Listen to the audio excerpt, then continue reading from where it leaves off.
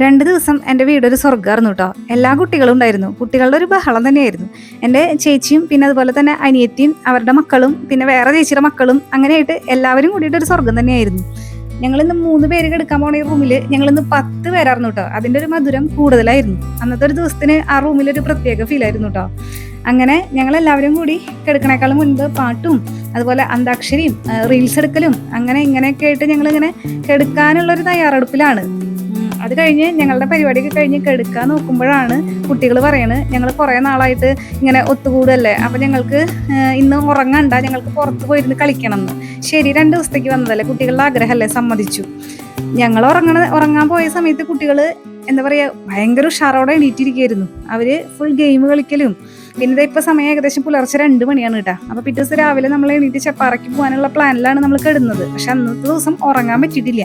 പിന്നെ നേരത്തെ 4 മണിക്കൊക്കെ ആയപ്പോഴേക്കും ഞങ്ങൾ ചെപ്പാറ പോയിരുന്ന് ബ്രേക്ക്ഫാസ്റ്റ് കഴിക്കാനുള്ള സെറ്റപ്പിന് വേണ്ടിയിട്ട് ഞങ്ങൾ ഇഡലിയും സാമ്പാറൊക്കെ ആ സമയത്ത് ഉണ്ടാക്കിയിട്ടോ. ഇപ്പം സമയം ഒരു 5:30. ഞങ്ങളൊരു 4:30 പുറപ്പെടണം എന്ന് വിചാരിച്ചതാ. പിന്നെ എല്ലാം കൂടി കഴിഞ്ഞില്ലേ, അതെ എല്ലാ കുട്ടികളുടെ മുഖത്ത് നോക്കി നല്ല ഉറക്കക്ഷീണുണ്ട്. 5 മണിക്ക് അവിടെ എത്തണം എന്ന് പ്ലാൻ ചെയ്ത ഞങ്ങൾ ഏകദേശം എത്താറാകുമ്പോൾ ഒരു 6 മണി ആയിട്ടുണ്ട് കേട്ടോ. കാറിലിരുന്ന് എല്ലാവരുടെ മുഖം ശ്രദ്ധിച്ചു കഴിഞ്ഞാൽ അറിയാം, ആരും ഉറങ്ങാതെ ആർക്കും ഒരു ഉഷാറില്ല. പിന്നെ കുട്ടികളല്ലേ, അവരിപ്പോൾ എത്രത്തോളം എന്താ പറയുക ഉറക്കക്ഷീണം കാണിക്കും ഇല്ല എന്നൊക്കെ നമുക്കറിയാലോ. ആർക്കും വയ്യ, എന്നാലും എല്ലാവരും കൂടിയുള്ള കാരണം അവർ ഭയങ്കര ഉഷാറിലാട്ടോ. എനിക്ക് ഉറക്കം വന്നിട്ടൊരു സുഖം ഉണ്ടായിരുന്നില്ല. പക്ഷെ പിന്നെ എല്ലാവരും കൂടിയാകുമ്പോൾ പിന്നെ അതൊരു വൈബാണല്ലോ. അങ്ങനെ ഞങ്ങൾ ഏകദേശം ഒരു 6 മണി 6:30 കൂടി ഇതേ അവിടെ എത്തിയിട്ടോ. ഈ ചെപ്പാറ എന്ന് പറയുന്നത് ഒരു പാറയാണ്. പക്ഷെ അതിൻ്റെ മുകളിൽ പോയി കഴിഞ്ഞാൽ നല്ല വ്യൂ ആണ്.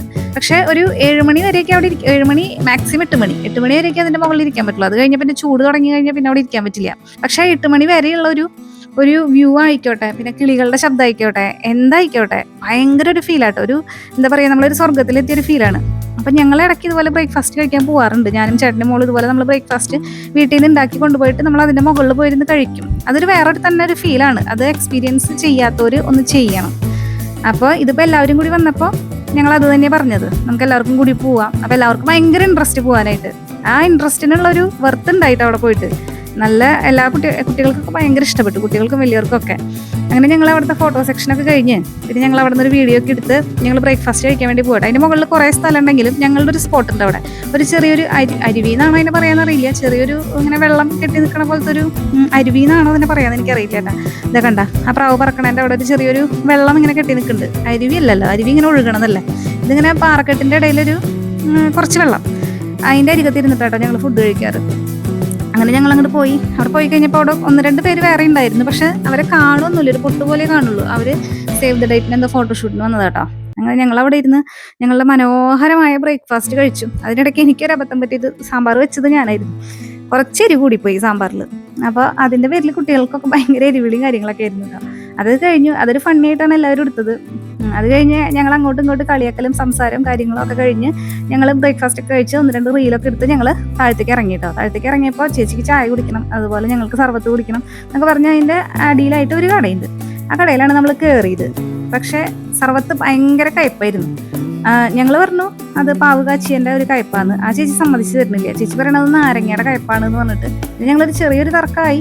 പിന്നെ എന്തെങ്കിലും ആവട്ടെ എന്ന് പറഞ്ഞിട്ട് കുടിച്ച് ഞങ്ങൾ പൈസ കൊടുത്ത് പോകുന്നു. പക്ഷേ സർബത്ത് ഒരു ടേസ്റ്റ് ഉണ്ടായിരുന്നില്ല, ഉള്ള കാര്യം പറയണല്ലോ. ആ ചേച്ചി ഇങ്ങനെ തർക്കിച്ചുകൊണ്ട് നിൽക്കുക, അല്ല ഇത് ചെറുനാരങ്ങയുടെ കയ്പ്പാണ്, ചെറുനാരങ്ങയുടെ കയ്പ്പാന്ന് പറഞ്ഞിട്ട്. പിന്നെയാണ് തോന്നിയത്, എന്നാൽ ഞങ്ങൾക്ക് ചോദിക്കായിരുന്നു, ഈ കയ്പ്പുള്ള ചെറുനാരങ്ങ ചീഞ്ഞ ചെറുനാരങ്ങ ഇട്ടിട്ടാണോ ഞങ്ങൾക്ക് സർബത്ത് ഉണ്ടാക്കി തരണേ എന്ന് ചോദിക്കായിരുന്നു. അപ്പം അതിനുള്ളൊരു ഇതൊന്നും വന്നില്ല. അത് കഴിഞ്ഞ് പിന്നെ വീട്ടിലെത്തി കുളിയൊക്കെ കഴിഞ്ഞ് ഏകദേശം ഒരു ഉച്ചയൊക്കെ കഴിഞ്ഞിട്ടുണ്ട്. എല്ലാവരുടെ കുളിയും കാര്യങ്ങളൊക്കെ കഴിഞ്ഞ് വന്നപ്പോൾ ഉച്ചയൊക്കെ കഴിഞ്ഞിട്ടുണ്ട്. പിന്നെ എല്ലാവരും വീണ്ടും ഒന്നും കൂടി ഭക്ഷണമൊക്കെ കഴിച്ച് പിന്നെ കുട്ടികളുടെ കളിയിൽ ഏർപ്പെട്ടു കേട്ടോ. അതിനിടയ്ക്ക് കുറേ രസകരമായ കുറേ കാര്യങ്ങൾ ഉണ്ടായിട്ടുണ്ട് കേട്ടോ. പക്ഷെ എല്ലാത്തിനും നമുക്ക് വീഡിയോ എടുക്കാൻ പറ്റില്ലല്ലോ. അത് ഞങ്ങൾ ഒരു ഗെയിമൊക്കെ വെച്ച് അന്താക്ഷരി അതുപോലെ കളിച്ച് അങ്ങനെ കുറേ കാര്യങ്ങൾ ഉണ്ടായിട്ടുണ്ട് ഇതിൻ്റെ ഇടയ്ക്ക്. പക്ഷെ എല്ലാം ഒന്നും നമുക്ക് വീഡിയോ എടുക്കാൻ പറ്റില്ലല്ലോ, കാരണം നമ്മളെപ്പോഴും മൊബൈൽ കൊണ്ട് നടക്കുന്ന ആൾക്കാരല്ലല്ലോ. പിന്നെ കുട്ടികളിതേ എല്ലാവരും കൂടി ഒന്ന് ഒതുങ്ങിയിരുന്ന് TV കണ്ടു. അത് കഴിഞ്ഞ് എൻ്റെ അമ്മ വന്നു കേട്ടോ. ഞാൻ അടുക്കളയിൽ എന്തോ പണിയിലായിരുന്നു. ശ്രീമേമ എന്ന് വിളിക്കുന്നത് കേട്ടു. പിന്നെ നോക്കുമ്പോൾ എൻ്റെ അമ്മേനെ ഈ കോലത്തിലാണ് കാണുന്നത്, ഒരു സ്കൂൾ കുട്ടിയൊക്കെ വെച്ചിട്ടുണ്ട്. അത് കഴിഞ്ഞ് ഒരു ഈവനിങ് ഒക്കെ ആയപ്പോൾ ചേട്ടൻ്റെ അമ്മ വന്നിട്ടുണ്ടായിരുന്നു കേട്ടോ. പിള്ളേർക്ക് അങ്ങനെ TV കാണാൻ അങ്ങനെ അധികം കൊടുക്കില്ല, മൊബൈലും കൊടുക്കില്ല. അതുകൊണ്ട് തന്നെ അമ്മ വന്ന് മൊബൈൽ എടുത്തപ്പോൾ എല്ലാ കുട്ടികളും ഈ ചക്കയിൽ ഈച്ച പൊതിയണ പോലെ എല്ലാവരും അമ്മയുടെ ചുറ്റും ഉണ്ടായിരുന്നു കേട്ടോ. അത് കഴിഞ്ഞ് പിന്നെ ഞങ്ങൾ എല്ലാവരും കൂടി ഒന്ന് പുറത്ത് പോയിട്ടോ. അപ്പോൾ കുട്ടികളുടെ കയ്യിൽ വിഷു കൈനീട്ടം ഉണ്ടെന്ന് എനിക്കറിയാം. അപ്പോൾ ഞാൻ അവർക്കൊരു ഓഫർ കൊടുത്തു, അവനവൻ്റെ പൈസ അവനവർ എടുക്കുകയാണെങ്കിൽ നിങ്ങൾക്കൊക്കെ ബർഗറും ഫ്രഞ്ച് ഫ്രൈസും മേടിച്ച് തരാമെന്ന്. എല്ലാവർക്കും കൂടി എടുക്കാനുള്ള പൈസ താൽക്കാലികമായിട്ട് ഇപ്പം ഇല്ല. അപ്പോൾ അതുകൊണ്ട് കുട്ടികൾക്കൊക്കെ ഉണ്ട് ഞങ്ങളുടെ കയ്യിൽ പൈസ ഉണ്ട്, ഞങ്ങൾക്ക് മേടിച്ച് തരണം എന്നൊക്കെ പറഞ്ഞിട്ട് പിള്ളേർ ഭയങ്കര ഇൻട്രസ്റ്റോട് കൂടിയിട്ട് മുൻകൈ എടുത്ത് വന്നു കേട്ടോ. പിന്നെ എൻ്റെ പൈസ ഞാൻ പിള്ളേരുടെ ഒന്നല്ല കേട്ടോ, എൻ്റെ പൈസ ഞാൻ തന്നെ എടുത്തിരിക്കണേ. ബർഗറൊക്കെ കുട്ടികൾക്ക് നല്ല ഇഷ്ടമായി.